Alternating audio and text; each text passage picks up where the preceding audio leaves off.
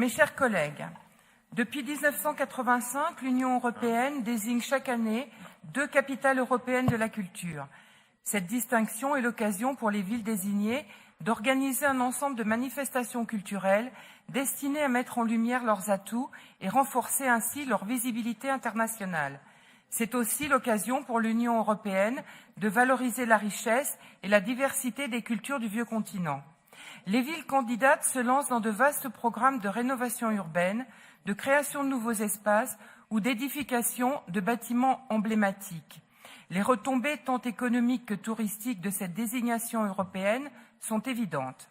Quand la ville de Marseille a été désignée capitale européenne de la culture 2013, elle a reçu cette année-là près de 10 millions de visiteurs au cours des événements organisés, soit 2 millions de touristes supplémentaires par rapport à l'année précédente.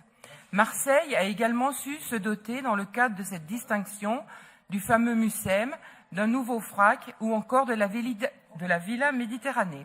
Elle a aussi pu relancer des programmes comme Euromed, la rénovation du Vieux-Port et son front de mer.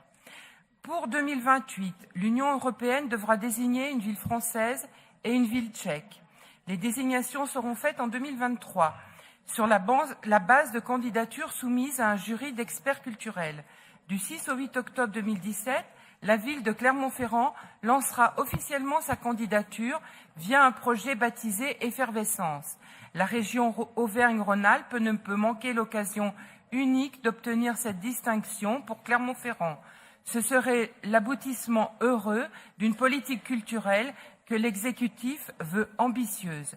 Aussi, nous vous proposons d'amender votre délibération en y ajoutant un point 1.4 rédigé comme suit. La région Auvergne-Rhône-Alpes s'engage à soutenir la candidature de la ville de Clermont-Ferrand au titre de capitale européenne de la culture 2028.